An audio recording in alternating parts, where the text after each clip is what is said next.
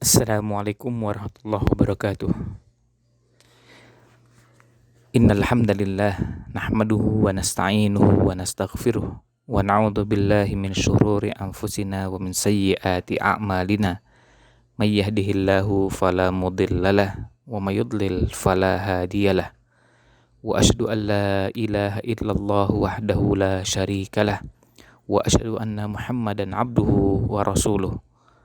Allahumma salli wa sallim ala nabiyyina Muhammad wa ala alihi wa sahbihi ajmain, amma ba'd.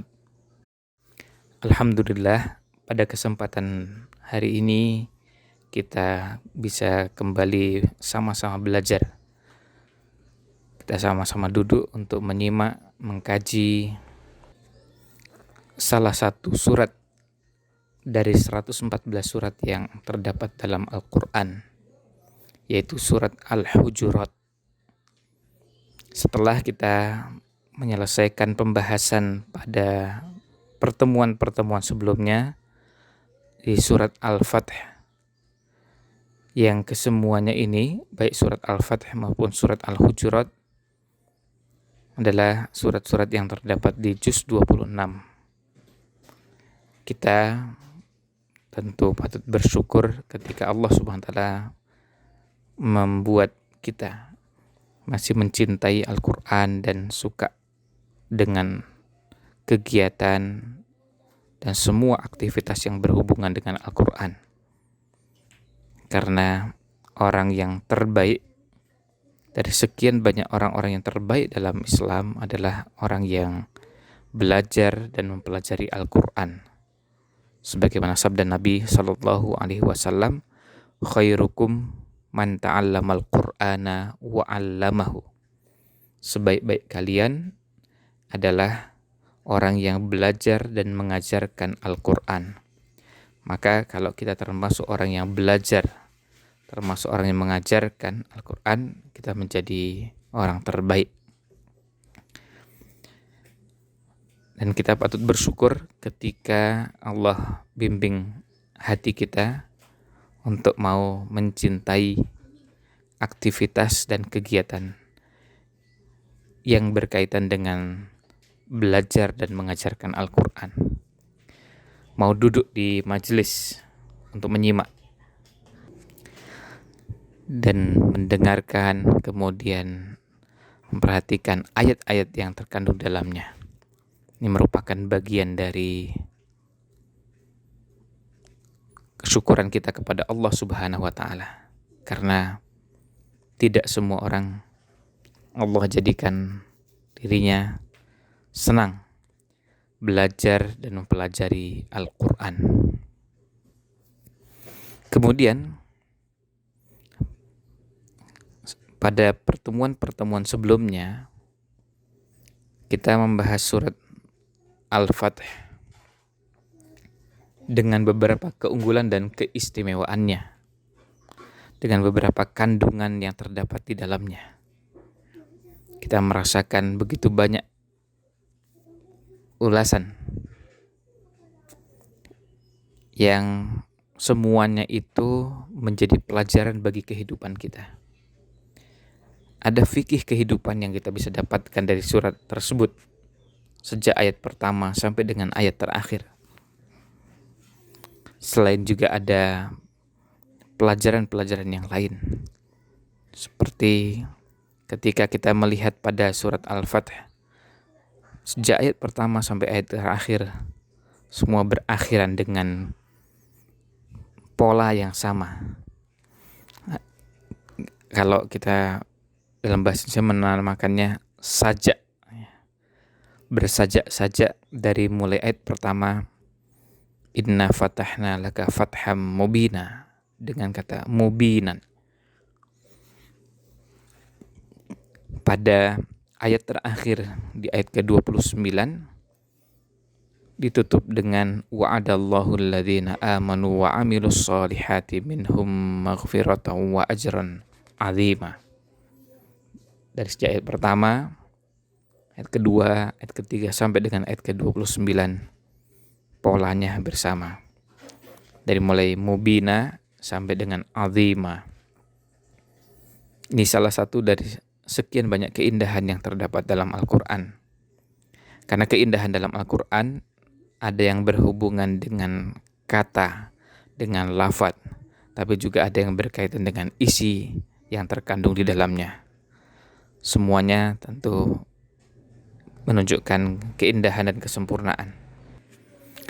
Ulasan yang kita kaji bersama pada surat Al-Fatih juga akan kita lakukan dengan cara yang sama pada surat Al-Hujurat. Artinya pembahasan-pembahasan yang telah kita lakukan pada surat-surat sebelumnya, termasuk surat terakhir adalah surat Al-Fatih, kita akan coba lakukan dengan hal yang sama pada surat Al-Hujurat. Secara garis besar, pola yang kita lakukan pada kajian tafsir ini, setelah kita membacakan ayat-ayatnya, kemudian kita terjemahkan kata per kata. Setelah itu kita coba pahami ayat tersebut. Jika ayatnya panjang, biasanya kita bagi kalimat per kalimat. Pada saat membahas tafsir, biasanya kita mengacu pada beberapa kitab tafsir. Dan ini juga yang akan kita lakukan pada kajian tafsir surat Al-Hujurat. Ayat-ayat yang ada tidak semuanya bisa langsung dengan mudah untuk kita bisa pahami isinya. Kita memerlukan bimbingan para ulama. Kita memerlukan arahan bagaimana memahami ayat-ayat tersebut. Maka kitab-kitab tafsir sebagai rujukan masih tetap sangat diperlukan, karena memang ada sebagian ayat yang dipahami dengan kita mencermati bagian-bagiannya, kemudian berkaitan dengan ayat yang lain, lalu penjelasannya terdapat dalam hadis, ada yang berhubungan dengan makna kata tersebut, yang semuanya kalau kita cermati membutuhkan kejelian, membutuhkan ketelitian, dan cara paling sederhana dari proses itu semua adalah kita melihat buku-buku tafsir yang sudah ditulis oleh para ulama, sehingga kita tidak perlu bekerja keras untuk memahami dengan melibatkan semua perangkat ilmu, termasuk ilmu kaidah-kaidah tafsir. Karena memahami tafsir bisa dengan dua metode. Yang pertama, dengan memahami langsung dari ayat Al-Quran, tetapi ini bisa dilakukan oleh orang yang punya perangkat ilmu yang memadai untuk masuk ke bahasan tersebut. Mulai dari bahasa Arab yang mumpuni, pengetahuan kaidah-kaidah tafsir, pengetahuan dan pemahaman tentang Islam secara utuh. Karena ini berpengaruh pada pemahaman tentang tafsir yang sedang dibahas, berada di bagian mana dalam ajaran Islam. Juga pengetahuan tentang hadis Nabi Shallallahu Alaihi Wasallam, pengetahuan tentang Al-Quran dari ayat pertama sampai dengan ayat terakhir, yang semuanya saling berhubungan, dan itu sudah pasti.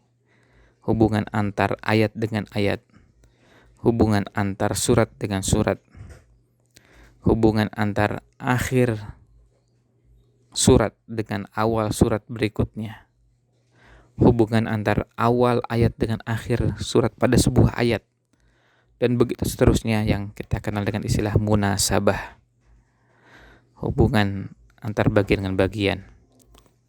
Nah, penguasaan yang baik dan mumpuni tentang beberapa perangkat-perangkat tadi menjadikan orang punya kesiapan untuk bisa memahami ayat Al-Quran dan mengkaji bagian per bagiannya. Tentu pengetahuan bahasa Arab seperti yang tadi kita sampaikan, pengetahuan bahasa Arab pada level yang sangat mumpuni.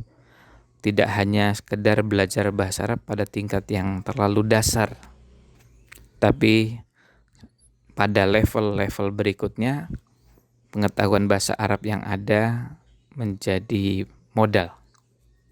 Artinya perlu belajar balaghah supaya bisa memahami ada yang namanya tasbih tamtsili, ada yang namanya mutabaqah, dan ada sekian banyak istilah-istilah yang ada dalam balaghah yang kita kenal dan itu umum dipahami oleh semua orang yang belajar balaghah. Karena bahasa Arab ini bertingkat-tingkat dan bahasanya Al-Quran berada pada level yang paling tinggi. Maka sudah menjadi keniscayaan tidak mungkin kita bisa memahami Al-Quran yang berada pada level yang sangat tinggi dengan kemampuan bahasa yang sangat rendah. Keindahan Al-Quran akan bisa terasa begitu indah dan menarik kalau digali oleh orang yang kemampuan bahasa Arabnya berada pada level yang memadai, level yang mumpuni. Sementara kalau yang membahasnya orang dengan pengetahuan bahasa Arab yang sederhana, yang terlalu ringkas atau terlalu dasar, maka kemampuan untuk memahaminya tidak seperti orang yang mumpuni. Nah, itu sebabnya kenapa memahami tafsir langsung dari ayat Al-Quran, kemudian mencoba menggali isinya, diperlukan perangkat-perangkat tersebut. Dan cara ini yang tidak kami tempuh. Cara pertama ini tidak kami gunakan. Karena kami menyadari kemampuan bahasa dan kemampuan pengetahuan yang lain yang berhubungan dengan Al-Quran yang kami menyadari belum berada pada level yang cukup, belum berada pada level yang bisa memahami bahasan-bahasan ini dengan baik. Jadi inilah sebabnya kenapa masuk ke bahasan tafsir Quran dengan cara pertama ini menemukan kendalanya, yaitu penguasaan ilmu alat untuk bisa masuk ke bahasan-bahasan tersebut. Apalagi kalau sudah melibatkan kaidah-kaidah tafsir. Meskipun saya pribadi pernah belajar secara khusus dan belajar langsung dengan Profesor Dr. Khalid bin Uthman As-Sabat yang menulis disertasi Qawaidut Tafsir, kaidah-kaidah tafsir yang diterjemahkan oleh beberapa profesor di Indonesia. Jadi kaidah-kaidah tafsir yang bisa kita lihat hasilnya. Nah, tetapi beda antara kita pernah belajar dengan kita menguasai dengan semua bagian-bagiannya. Ini dua hal yang berbeda dan tidak semua orang mampu ketika masuk ke bahasan-bahasan tersebut. Karena ini masuk ke wilayah-wilayah yang sangat berat, rumit dan tidak sesederhana ketika kita memahami beberapa ayat-ayat yang ada. Oleh karena itu, cara yang ditempuh adalah yang kedua, dengan menggunakan buku-buku tafsir. Dan buku-buku tafsir yang jumlahnya begitu banyak, hasil karya para ulama, kita hanya mengacu pada sebagian buku-buku tafsir karena begitu banyaknya. Mulai dari tafsir yang sederhana, misalnya ada tafsir As-Sa'di, tafsir juga dari Kementerian Agama, kemudian ada tafsir Muyassar, Aisarut Tafasir, kemudian ada masuk ke Zubdatut Tafsir, lalu ada tafsir Zadul Masir, setelah itu ada tafsir Ibnu Katsir, kemudian tafsir Qurtubi, tafsir At-Tabari. Kalau di kalangan ulama kontemporer ada Tahrir wa Tanwirnya Thahir Ibn Ashur dan At-Tafsir Al-Munir karyanya Profesor Dr. Wahbah Zuhaili. Itu beberapa rujukan pokok dalam bahasan tafsir.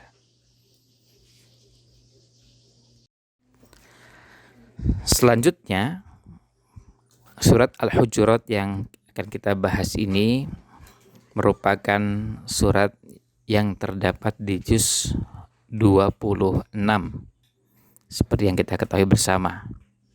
Dan kalau kita mencermati sejak ayat pertama sampai dengan ayat terakhir, jumlah ayatnya tidak banyak, hanya 18 ayat. Mulai ayat pertama sampai dengan ayat terakhir. Kalau dalam mushaf cetakan Madinah, panjangnya kira-kira 2,5 halaman. Jumlah ayatnya adalah 18 ayat. Posisinya setelah surat Al-Fath dan sebelum surat Qaf. Dan letaknya di juz 26. Kemudian surat ini adalah salah satu surat Madaniyah. Surat yang turun ketika Nabi Shallallahu Alaihi Wasallam sudah hijrah dari Mekah, meninggalkan Mekah kemudian pindah ke Madinah. Istilah Madaniyah berlaku untuk surat maupun ayat. Kalau surat itu turun pada periode Madinah dinamakan surat Madaniyah. Kalau ayat itu turun setelah Nabi Shallallahu Alaihi Wasallam hijrah ke Madinah dinamakan ayat Madaniyah. Jadi penamaan Madaniyah berlaku untuk surat maupun untuk ayat. Pasangannya adalah Makkiyah, dinisbahkan kepada Mekah. Surat Makkiyah artinya surat yang turun ketika Nabi Shallallahu Alaihi Wasallam masih tinggal di kota Mekah. Tentu ini menghubungkan kita dengan sirah nabawiyah ketika Nabi Shallallahu Alaihi Wasallam pada saat itu setelah diangkat menjadi Nabi dan Rasul, berdakwah selama 23 tahun dan periodenya dibagi menjadi 2. 13 tahun di Mekah, 10 tahun di Madinah. Nah, 13 tahun di Mekah ini kemudian periodenya kita namakan dengan periode Makkiyah. Dan 10 tahun di Madinah periodenya dinamakan Madaniyah. Dan pemetaan atau pembagian ini tentu ada hikmahnya, sehingga kita bisa melihat pola ayat-ayat yang turun atau ciri-ciri umum pada ayat-ayat yang turun pada periode Mekah yang berbeda dengan yang ada pada ayat-ayat yang turun di periode Madinah. Tentu ada titik temu, ada irisan, ada kemiripan pada ayat yang turun di Mekah dan Madinah. Tapi ada ciri khas ayat-ayat yang turun pada periode Mekah yang berbeda dengan ayat yang turun pada periode Madinah. Misalnya, ayat-ayat yang turun pada periode Mekah menekankan pembahasan yang berhubungan dengan akidah, berhubungan dengan iman kepada Allah SWT, lalu meyakini kebenaran Rasul Shallallahu Alaihi Wasallam sebagai utusan Allah SWT, lalu bahasan yang berhubungan dengan Quran, hari akhir, kebangkitan. Nah, nilai-nilai keimanan ini kita bisa temukan dalam porsi yang banyak di periode Makkah. Sementara pada ayat-ayat atau surat-surat yang turun pada periode Madinah, salah satu yang menonjol adalah pembahasan yang berkaitan dengan hukum-hukum, termasuk beberapa detail-detail yang berhubungan dengan adab-adab. Kita bisa temukan pada periode Madinah. Hukum-hukum yang berkaitan dengan syariat, apalagi yang berhubungan dengan ibadah, dan detail-detailnya kita bisa temukan pada periode Madinah. Misalnya ketika kita masuk ke bahasan puasa. turun pada tahun kedua Hijriah. Sebelumnya ada puasa Asyura. Setelah itu ada puasa Ramadan. Ini adalah contoh dari kewajiban syariat yang kita temukan detailnya pada ayat-ayat atau surat-surat yang dikenal dengan surat Madaniyah, ayat-ayat Madaniyah. Maka firman Allah Ta'ala, ya ayyuhalladzina amanu kutiba alaikumussyiyam, itu adalah contoh ayat Madaniyah. Surat Al-Baqarah ayat 183 dilanjutkan dengan ayat 184 sampai dengan 187, kita mendapatkan ulasan beberapa detail bahasan hukum bagi yang sakit atau musafir dan tidak sanggup berpuasa. Nah, ulasan hukum seperti ini kita temukan di ayat-ayat Madaniyah. Maka pada saat kita akan membahas tentang isi surat Al-Hujurat ini, kita akan menemukan beberapa detail yang berhubungan dengan adab atau berhubungan dengan hukum. Misalnya yang berhubungan dengan adab atau etika ketika kita bertamu. Dimulai dari bagaimana perintah Allah Subhanahu wa taala untuk menaati dan menghormati Rasulullah Sallallahu Alaihi Wasallam. Ta'zim kita, kita berikan kepada Nabi SAW dengan porsi yang seharusnya. Kemudian ada beberapa detail, misalnya berkaitan dengan meninggikan suara, mengeraskan suara di atas suara Rasul Shallallahu Alaihi Wasallam. Ini contoh detailnya. Nah, detail-detail seperti ini kita bisa temukan pada ayat-ayat atau surat-surat Madaniyah. Sama dengan ketika kita membahas tentang puasa tadi. Bagi musafir bisa tidak berpuasa lalu mengqadha puasa Ramadannya di hari lain. Demikian pula bagi yang sakit atau yang memang sudah tidak sanggup berpuasa, kemudian ada yang namanya fidyah. Dan sampai disebutkan dengan detail fidyatun, wujudnya to'am, wujudnya makanan. Di surat Al-Hujurat kita bisa lihat beberapa detail tersebut berhubungan dengan adab. Selain bahasan ini juga tentu berhubungan dengan hukum. Misalnya bagaimana menyikapi desas-desus atau berita bohong yang disebarkan.